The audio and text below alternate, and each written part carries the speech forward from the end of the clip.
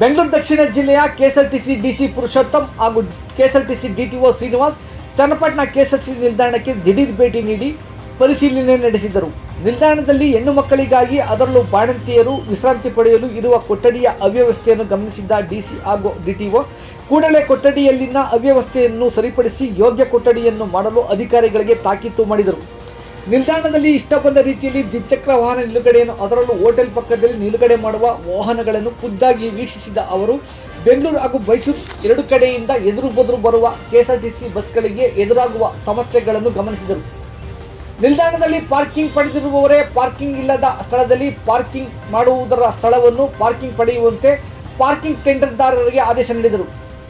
ಹಂತವಾಗಿ ನಿಲ್ದಾಣದಲ್ಲಿನ ಸಮಸ್ಯೆಗಳನ್ನು ಬಗೆಹರಿಸುವುದಾಗಿ ಜಿಲ್ಲೆಯ ಜನರ ನಾಡಿಮಿಡಿತ ಸಂಗ್ರಾಮ ಟಿವಿಗೆ ತಿಳಿಸಿದ್ದ ಕೆಎಸ್ಆರ್ಟಿಸಿ ಡಿಸಿ ಪುರುಷೋತ್ತಮ್ ಯಾವುದೇ ಸಮಸ್ಯೆಗಳಿದ್ದರೂ ಪ್ರಯಾಣಿಕರು ತಮ್ಮನ್ನು ಭೇಟಿ ಮಾಡುವಂತೆ ತಿಳಿಸಿದರು.